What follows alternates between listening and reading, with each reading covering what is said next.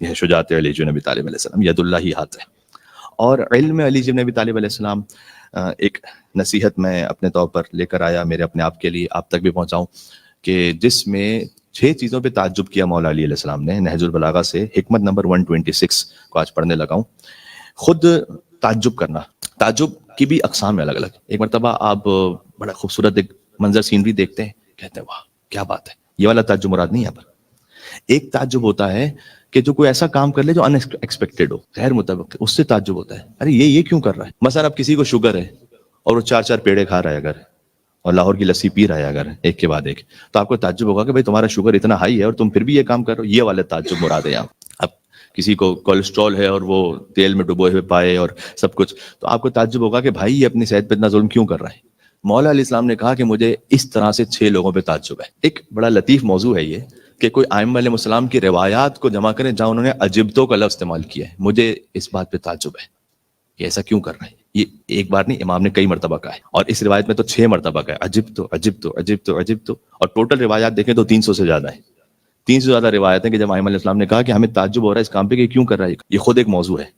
میں نے نہیں دیکھا اب تک اس پہ کسی نے کتاب لکھی ہو، لیکن بہرحال کوئی لکھنا چاہے تو لکھے اس پہ، اگر آواز کہیں تک جا رہی ہے اور جو سن رہے ہیں اہل علم تو حکمت نمبر 126 اس میں امیر المومنین یہ فرماتے ہیں عجبت للبخیل یستعجل الفقر الذی منہ ہربا، مجھے بخیل پہ بڑا تعجب ہوتا ہے کہ جس فقر سے وہ بھاگ رہا ہے اسی میں مبتلا ہو رہا ہے۔ ذرا غور کیجیے گا، جس فقر سے بخیل کیوں نہیں سخاوت کرتا، یار میرا ختم نہ ہو جائے مال، تو پھر رہ کس طرح سے رہے وہ تھوڑا فقیر بن کے ہی تو رہ رہا ہے۔ تو مولا کہتے ہیں کہ مجھے بخیل پہ تعجب ہے کہ وہ جس فقر سے بھاگ رہا ہے اسی کی طرف جلدی پہنچ جاتا ہے، وَيَفُوتُهُ الْغَنِيُّ الَّذِي إِيَّاهُ طَلَبَ، اور جس دولت اور جس غنا کی وہ طلب رکھتا ہے وہی اس سے فوت ہو جاتی ہے۔ اس کے بعد امیر المومنین کا جملہ گولڈن ورڈ سے لکھے جانے کے قابل ہے، فرمایا فَيَعِيشُ فِي الدُّنْيَا عَيْشَ الْفُقَرَاء وَيُحَاسَبُ فِي الْآخِرَةِ حِسَابَ الْأَغْنِيَاء۔ اس کی مشکل یہ ہے کہ دنیا میں رہتا فقیروں کی طرح ہے، آخرت میں حساب امیروں کی طرح دے گا۔ اس کی مشکل یہ ہے۔ ایک سلوات خود بھیجنی چاہیے تھی عظمت امیر المومنین کی۔ اللہم صلی علی محمد۔ اور کہتے ہیں مجھے بخیل پہ بڑا تعجب ہے، دنیا میں رہے گا فقیروں کی طرح، یا نہیں خرچ کرنا، وہاں نہیں خرچ کرنا، بچوں کے لیے بھی بعض مرتبہ گھر میں ہوتا ہے، مثلا اگر زوجہ کے لیے ضرورت ہے، گھر میں کوئی اور ضرورت ہے، وہ خرچ کرنے کو تیار نہیں۔ اللہ تعالیٰ نے آپ کو وسعت دی ہے، میں نے آپ کی خدمت میں عرض کیا ہے کہ بہترین صدقہ حدیث میں آیا ہے کہ اپنے اہل و عیال کے لیے وسعت پیدا کریں، اس کے بعد اور اپنے عزیز رشتہ داروں اقربا کو دیکھیں۔ تو دنیا میں رہتا ہے فقیروں کی طرح، آخرت میں امیروں کی طرح حساب دے گا۔ اس کی مثال ایسی ہے کہ کسی نے چائے روٹی کھائی اور بریانی کا اس کو حساب دینا ہے، بل دینا ہے، تو وہ کہے گا جناب میں نے نہیں، یہ مولا علیہ السلام نے بتلایا، میں آپ کو مثال اس طرح آپ کے دماغ میں رہ جائے۔ اچھا، حدیث میں ہے کہ بخیل 3 چیزوں سے دور ہے اور سخی 3 چیزوں سے قریب ہے۔ بخیل اللہ سے دور ہے، لوگوں سے دور ہے، جنت سے دور ہے۔ لوگ بھی تو اچھا نہیں سمجھتے اسے، تو اللہ سے دور ہے ہی، لوگوں سے بھی دور، جنت سے بھی دور۔ سخی 3 چیزوں سے قریب ہے، اللہ سے قریب، لوگوں سے قریب، جنت سے قریب۔ تو یہ کلام الامام، امام الکلام ہوتا ہے، ایسا کلام امام السلام ہی کہہ سکتے ہیں۔ اور اس میں ایک اچھی لطیف بات یہ ہے کہ سخی وہ ہوتا ہے نا کہ جس سے سنت الہی کا اظہار ہوتا ہے۔ اللہ تعالیٰ وہ تو خیر جواد ہے، وہ تو بغیر استحقاق کے ادا کرتا ہے، لیکن سنت الہی کا ظہور ہوتا ہے سخی سے۔ وعلیکم السلام ورحمۃ اللہ وبرکاتہ۔ کیوں اللہ تعالیٰ کیا یا من یؤتی من سألہ یا من یؤتی من لم یسألہ ومن لم یعرفہ، دعا ماہ رجب ہے کہ اے وہ جو اسے بھی دیتا ہے کہ جو اسے مانگتا ہے، اسے بھی دیتا ہے جو اسے نہیں مانگتا، ومن لم یعرفہ، پروردگار تو اسے بھی دیتا ہے جو تجھے نہیں پہچان۔ نتنیاہو کو بھی دیتا ہے اللہ، اس کا سانس اسی دنیا میں لے رہا ہے نا، وہ ظالم و صفاق، اور یہی دنیا کی غذا کھا رہا ہے۔ تو اللہ تعالیٰ کا نظام ہے کہ وہ دیتا ہے۔ بہرحال سخی سے ایک صفت ظاہر ہوتی ہے۔ اب میں آپ کو ایک چھوٹا سا ہوم ورک دے رہا ہوں، سورہ لیل کی آیت نمبر 5 سے آیت نمبر 11 تک جا کے دیکھیے گا۔ سورۃ اللیل آیت نمبر 5 سے آیت نمبر 11 تک، اس کے بیک گراؤنڈ پہ ایک واقعہ ہے۔ واقعہ یہ ہے کہ ایک شخص تھا، بخیل تھا لیکن امیر بھی تھا، اب وہی نا حساب تو امیروں والا دینا ہے۔ اس کا ایک درخت تھا اس کے گھر کے باہر، اور وہ تھا کھجور کا درخت بہترین۔ اس کے ہمسائے میں ایک فقیر شخص رہتا تھا۔ یہ کھجوریں گر جاتی تھیں زمین پر، تو جو زمین پہ گری ہوئی کھجوریں ہوتی تھی نا، وہ ہمسائے کے بچے آتے تھے، وہ کھجوروں کو اٹھا کے تھوڑا کھا لیتے تھے۔ اس کو یہ بھی برا لگتا تھا کہ میرے درخت کی کھجوریں ہیں تو تیرے بچے کیسے کھاتے ہیں۔ تو بعض واقعات میں اس طرح سے ہے کہ وہ بچے جو کھجور کھا رہے تھے ان کے منہ سے نکال لیتا تھا وہ۔ تو ہمسایہ گیا رسول اللہ کے پاس، اب یہ اسٹنجنس کی جو ہے نا انتہا ہے، تو وہ گیا کہ ہمسایہ گیا رسول اللہ کے پاس، جا کے کہا یا رسول اللہ اب میرے بچے ہیں وہ کھا لیتے ہیں، زمین پہ گرا ہوا کھا لیتے ہیں، یہ اسے بھی روکتا ہے، تو اگر آپ اسے کو سمجھائیے۔ رسول اللہ نے اس کو بلایا، بلا کر کہا کہ یہ درخت کیا تو مجھے دے سکتا ہے؟ میں تجھے اس سے بہتر درخت ہوں. تو اس نے کہا نہیں یا رسول اللہ مجھے تو یہی چاہیے. اب بظاہر مسلمان ہے کیونکہ رسول اللہ سے گفتگو کر رہا ہے, مجھے تو یہی چاہیے. رسول اللہ نے کہا کہ کیا تو یہ درخت مجھے دیتا ہے, اس کے بدلے ہم تجارت کرتے ہیں کہ تجھے جنت کا درخت عطا ہو. کہتا ہے جنت ادھار ہے, یہ نقد ہے. چلا گیا. ابو دہدا ایک صحابی ہے رسول اللہ کے, وہ آ کے کہتے ہیں یا رسول اللہ جس قیمت پر آپ اس درخت کو خرید رہے تھے, جنت کی قیمت پر, کیا مجھ سے بھی خریدیں گے؟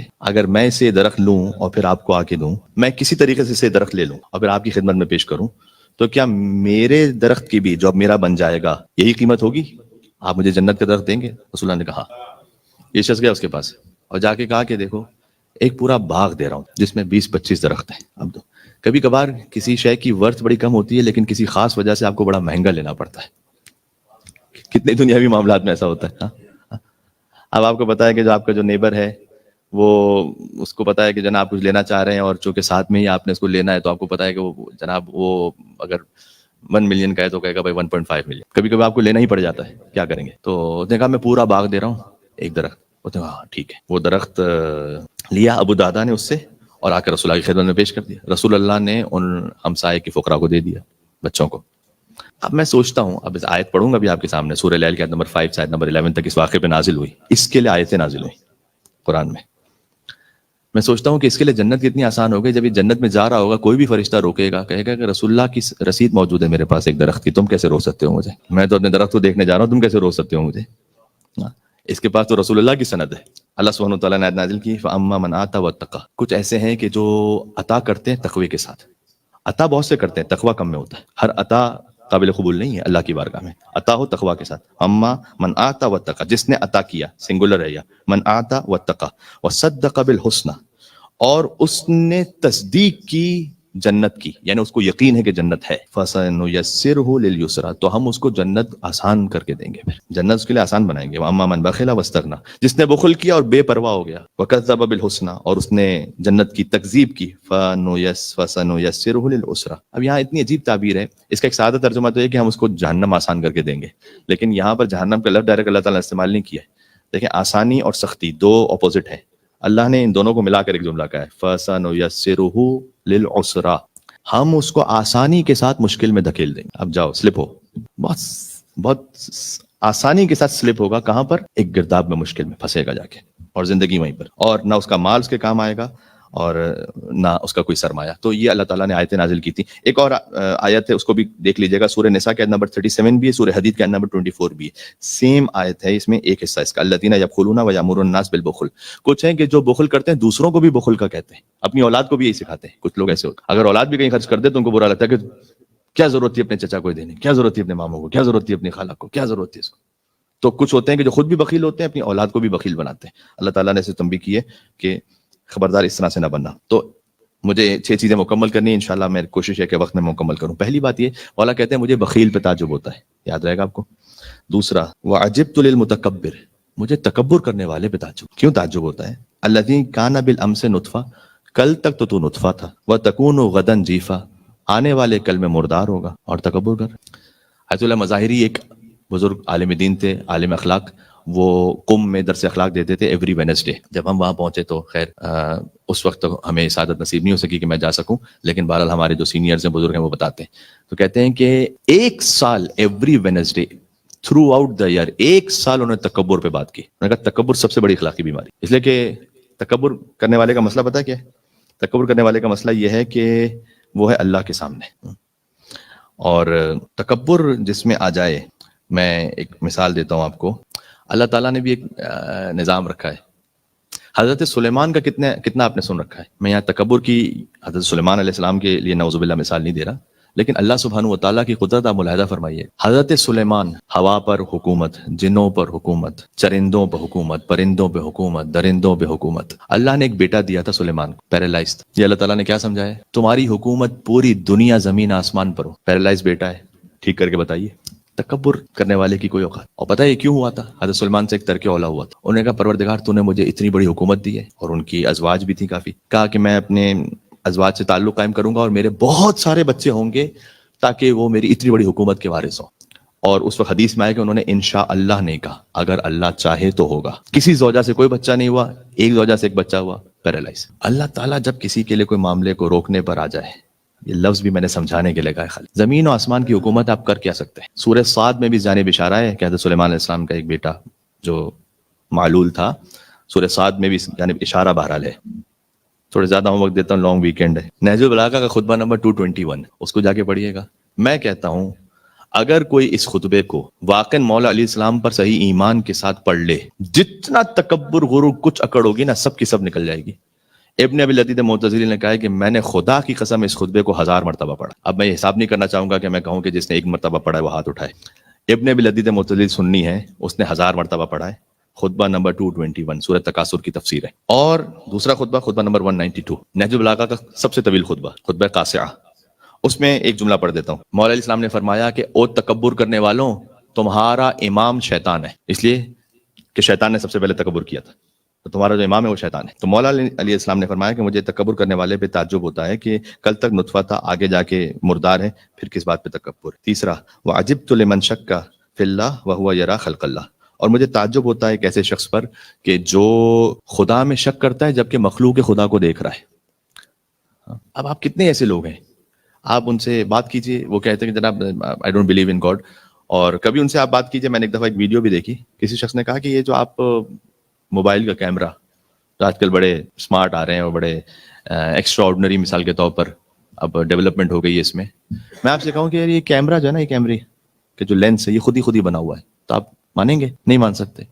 تو میری آنکھ جو اس سے 1000 ٹائمز زیادہ سوفسٹیکیٹڈ ہے, یہ خود ہی بنی ہوئی ہے. آپ یقین کر سکتے ہیں کوئی پی ایچ ڈی ڈاکٹر یہ کہے کہ میرا استاد جاہل تھا, کوئی کہہ سکتا؟ تو یہ جو عالم کون و مکاں ہے, تو مولا علیہ السلام کہتے ہیں کہ مجھے تعجب ہوتا ہے شخص پر کہ جو خدا کی مخلوق کو دیکھے اور خدا کا انکار کر دے. یہ تیسرا تعجب ہو گیا. چوتھا تعجب, وعجبت لمن نسی الموت وهو يرى الموت. یہ اب پھر ہمارے یہاں سارے خدا پر الحمدللہ یقین رکھنے والے موجود ہیں. جب بھی آپ نماز پڑھنے کے لیے آئے ہوئے تو اس لیے میں نے اس ایک فقرے کو ادا کر کے میں جلدی سے آگے بڑھ گیا. اور مجھے تعجب ہوتا ہے اس شخص پر کہ جو مردے کو دیکھتا ہے لیکن موت کو بھولا ہوا ہے. کتنی میتیں ہم دیکھی, لیکن کبھی ہم یہ نہیں سوچتے, اگر سوچتے ہیں تو بیک آف دا مائنڈ ہوتا ہے کہ یہ مجھ پر بھی ہونا ہے, 100% ہونا ہے, لیکن بھولے ہوئے ہوتے ہیں. اچھا, آپ کو معمولاً یہ ملے گا قرآن کی آیتوں میں بھی کہ موت کے لیے یہ نہیں ہے کہ یقین نہیں رکھتے یہ موت پہ. کون یقین نہیں رکھتا؟ نسیہ کا لفظ ہے, بھولے ہوئے. میں آپ کو مثال دوں, K2 کا ماؤنٹین آپ سب کو پتا ہے, جب تک ابھی میں نے نہیں کہا تھا آپ کے دماغ میں تھا نہیں تھا, تو آپ کو معلوم ہے لیکن آپ بھولے ہوئے تھے. موت سب کو معلوم ہے, بھولے ہوئے, زندگی میں مست ہے. تو مولا علی کہا کہ مجھے تعجب ہوتا ہے شخص پر. ایک دعا بھی ہے کہ جب بھی کسی میت کو دیکھیں تو ہم یہ کہیں ھذا ما وعدنا اللہ ورسولہ, یقیناً یہی وہ وعدہ تھا کہ جو اللہ اس کے رسول نے کیا تھا, یہ وعدہ پورا ہو رہا ہے. وصدق اللہ ورسولہ, اور اللہ اور اس کے رسول نے سچ کہا. اللہم زدنا ایمانا و تسلیما, پروردگار ہمارا ایمان اور تسلیم اور بڑھا دے. مل کے اور صلوات بھی دے محمد وعلی محمد علیہ السلام. اللہم صلی علی محمد وعلی محمد وعجل فرجہ. پانچواں, عجبت لمن انکر النشأۃ الاخری وهو یری النشأۃ الاولی. مجھے پانچویں شخص پہ تعجب ہے کہ جو دنیا کو دیکھتا ہے اور قیامت پہ یقین نہیں رکھتا. یعنی یہ کہ پہلی خلقت کو, مولا نے جو استعمال کیا وہ زیادہ, میں نے ترجمہ کرنے میں ذرا سستی کی اور ایگزیکٹ ترجمہ نہیں کیا. ایگزیکٹ ترجمہ یہ ہے کہ تعجب ہے مجھے شخص پر کہ جو پہلی خلقت کو دیکھ چکا ہے اور آخری خلقت کو بھولا ہوا ہے. اس کو یہ سمجھ میں نہیں آ رہا جب پہلی خلقت ہو سکتی ہے تو پھر بعد میں بھی ہو سکتی. سورہ یاسین کی مشہور آیت, وَضَرَبَ لَنَا مَثَلًا وَنَسِیَ خَلْقَهُ قَالَ مَن يُحْيِي الْعِظَامَ وَهِيَ رَمِيمٌ قُلْ يُحْيِيهَا الَّذِي أَنشَأَهَا أَوَّلَ مَرَّةٍ وَهُوَ بِكُلِّ خَلْقٍ عَلِيمٌ.